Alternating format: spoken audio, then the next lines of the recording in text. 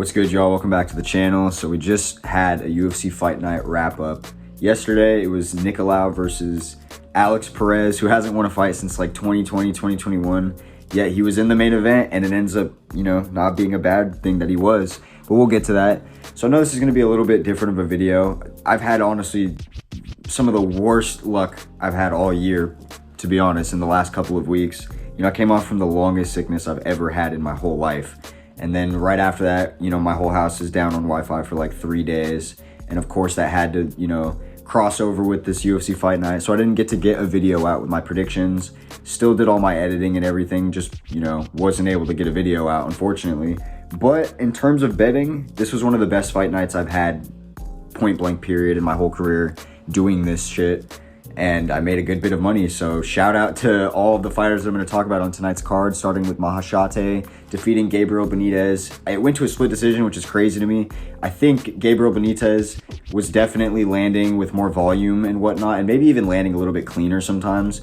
But the power shots and the actual damage being inflicted completely went to Maheshate. I gave it to him probably the first round and the second round. And then the third round, Gabriel Benitez came on pretty strong. But overall, Maheshate gets it done. It would have completed a parlay for mine, but we'll get to why that didn't end up working out. But overall, good win. He's not going to probably be that much in this division, because making that close of a fight with somebody like Gabriel Benitez, who's on his way out of the sport, that's just, not something you want to see from a young lightweight. But moving on up the card, Ivana Petrovic defeated Liang by submission. This is the fight that broke my parlay, because everything else went perfect before and after. Ivana Petrovic, I picked her obviously because Liang has no fight in her whatsoever. You can't pick somebody like that, even though she is technically more sound than a lot of these women in this division on the feet. And low-key, even in the grappling in some parts. Like, somehow she has 16 first-round finishes. Like, talk about a can crusher for real. But, yeah, so I had this fight going over 2.5 rounds. And I was right there, brother. 1 minute away from that happening, like a minute and a half, something along the lines. Maybe even closer. But of course, Ivana Petrovic finds the submission in the third round because Liang was just quitting by the like halfway through the second round. Honestly, got pretty lucky that it didn't get stopped at the very end of the second, because the judge was thirsty to do it. But overall, another pick right, so I'm not mad at it. I'm just disappointed that that specific prop was the only thing that ruined like a 5-legger I had, because everything went perfect after that. So starting with my next fight, which I didn't get correctly. I thought Padilla was going to, I thought James Llontop was going to beat Padilla, but Padilla ends up getting it done in the first round after like a war with a rear naked choke.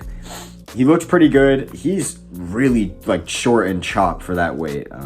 Super bulky and built for it, which did have me a little bit nervous, but I thought James Llontop, being on the win streak that he was on, was going to be able to come out there, trade in the pocket, and end up finding the right shots. At first, it kind of seemed like he would, but he kind of honestly just got outgunned. And that fight, I had propped to be going under 1.5 rounds, so that was going to hit perfectly. And my parlay was going to complete with Souza in the next fight. Or I'm sorry, with Dontel Mays 2 fights after that. Oh my gosh, I can't get over it, bro, because I did better on the main card and after all of these, but this was the first parlay of the day, and I hate losing my first parlay of the day. It's just, it kills my mood.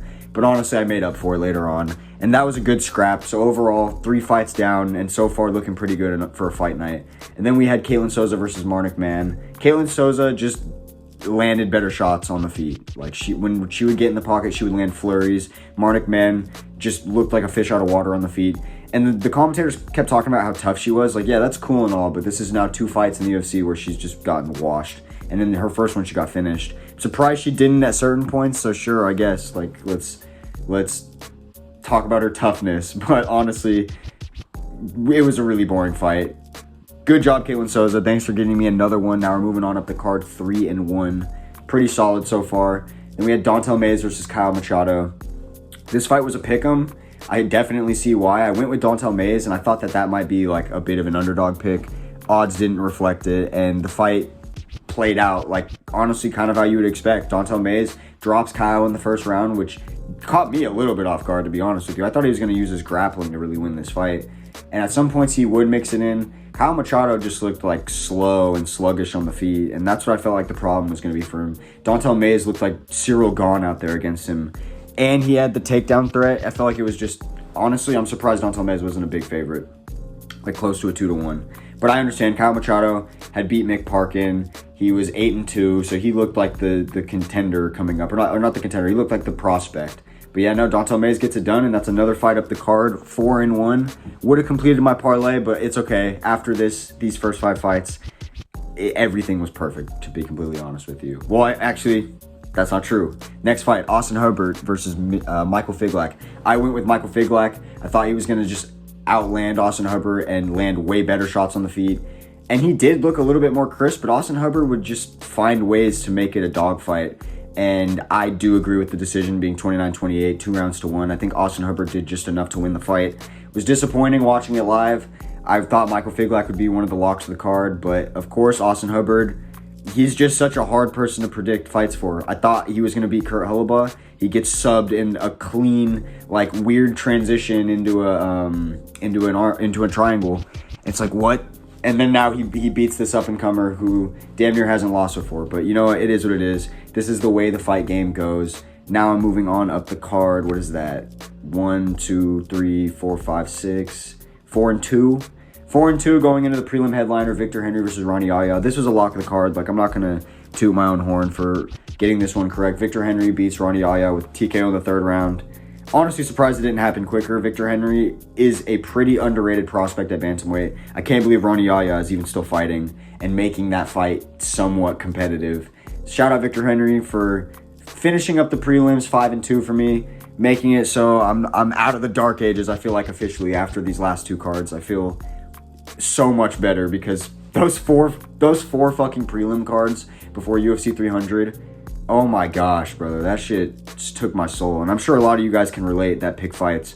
Those 4 cards were abysmal. So many weird matchups and underdogs hitting. I'm just glad we're done with that. And then we move on to the main card. And yeah, I didn't lose a fight on this main card. Starting off with Uros Medic versus Tim Means. I went with Uros Medic by 1st round TKO. So it started my parlay off. And he gets it done by 1st round TKO in the first 2 minutes. It just felt like a mismatch to me. Uros Medic is a different type of prospect, different type of striker at welterweight. You need to give him somebody that's really technically sound. And for a lot of these welterweights, they're kind of getting exposed in the bottom like 15, bottom 20. There's not that many technical strikers. You get Shavkat and Leon and a couple of them that are up the rankings. Everybody else has like, I don't know, bottom of the barrel striking, if we're going to be completely honest. So I feel like somebody like Uros Medic is going to go far. This was just a free pick in my opinion. And then we have a fight that I felt like the odds makers were crazy on. David Onama versus Jonathan Pearce. Jonathan Pearce was a pretty hefty favorite. I went with David Onama. I think he's a pretty solid prospect. I honestly, Nate the Train, beating him, I feel like taught him a lesson that he needed to learn young in his career, and it was still a hell of a fight. So it was like the best way to learn that lesson. I just don't think that Jonathan Pearce has anything for somebody like David Onama on the feet, and it really showed. He mixed up body kicks well, which caught me off guard, and he found his way into takedowns, but he just couldn't hold David Onama there, and Onama landed so much better on the feet. His jab is money. He has wicked fast twitch muscle fibers. And he has a good kickboxing game. I feel like if he really rounds out his game and gets his cardio on point and it gets his heart in there, because I know it's hard. You can't really you can't level up something like heart. You just have it or you don't. But he needs to try to find that dog in him or something because he can be a real prospect moving forward if he figures shit out in the gym. And then we had Jhonata Diniz versus Austen Lane. This was a hard one. I went with Jhonata Diniz. He was like a slight underdog at the time.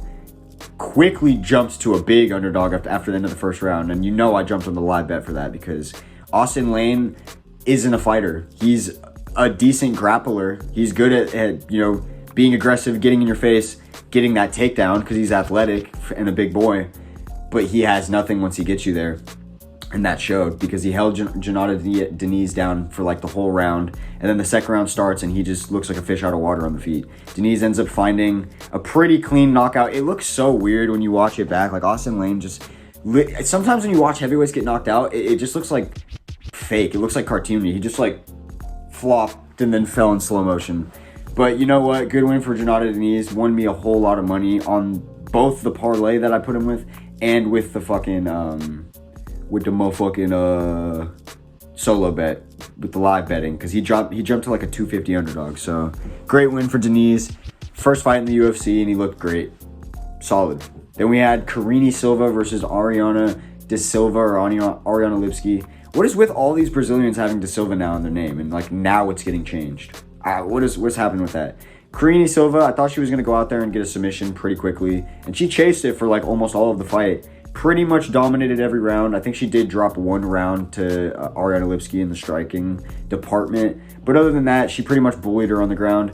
Lipski did better than I expected and survived for longer. But this is another lock of the card. Like Karine Silva is one of the few women that you can trust to go out there and chase finishes and get them a lot of the time. So, you know, that's really just rare, especially in the lower levels of flyweight. So I'll take it. Moving on, co-main event time. And to this point, we're 9-2 now up the card. Bogdan Guskov versus Ryan Spann. This was a risky one. I picked Bogdan because giving Bogdan plus money is crazy. And if you don't know the lore on my channel, Bogdan is like a mythical character. He starts off and he breaks one of my most legendary parlays of all time on that one pay-per-view card that he debuted against, oh my gosh, I'm forgetting his name. But he literally fought for the belt. Volkan Oezdemir. And he's looking good in the first round, but he ends up getting choked out. Lets me down big time. Forever that name was stuck in my head and in my roommate's head. And then come to Super Bowl weekend, right? And the Saturday right before the Super Bowl, we had the Joe Pyfer card versus Jack Hermanson. And I bet on Bogdan again because he's at plus money. And he ends up finding the knockout against Zach Puaga. So now he's redeemed himself on my channel.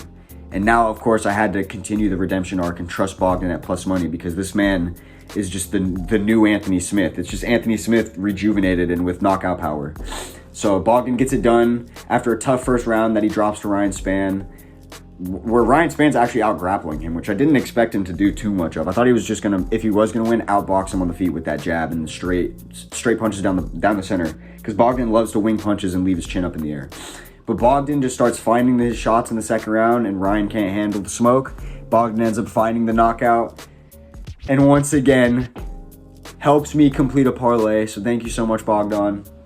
Again, your lore on this channel just grows, and in my heart, it grows. Like you're gaining a fan.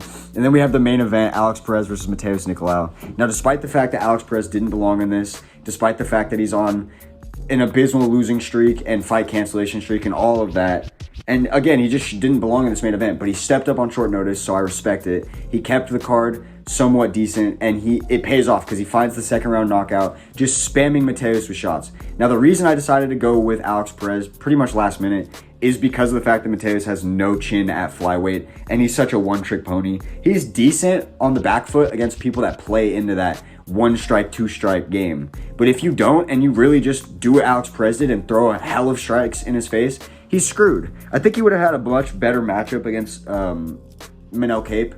I think it's a rematch for them, right? If I'm not mistaken. I think that would have been just a better stylistic matchup because Manel Cape plays that similar kickboxing game. Alex Perez doesn't. And I felt like his leg kicks were going to end up being a big factor too if the fight was going to go on longer because he spams them and he hits hard with his leg kicks. And Matheus Nicolau needs his legs for his footwork. So I just felt like overall it was kind of a mismatch. And the fact that they had Alex Perez at like good plus money, just overall, all the stars aligned, essentially. And Alex Perez gets it done and kind of revitalizes his career. Now he's a contender again. He's back in the top 5. He just won a main event. Like, everything flipped. So sometimes I count on moments like that because that's what this sport is filled with. So we end the card 11-2. We get a main event win back. So now I'm back at 7-7 on main event picks, and hopefully I can get out of the dark ages for main event picks now moving forward, and we can just make you guys some money.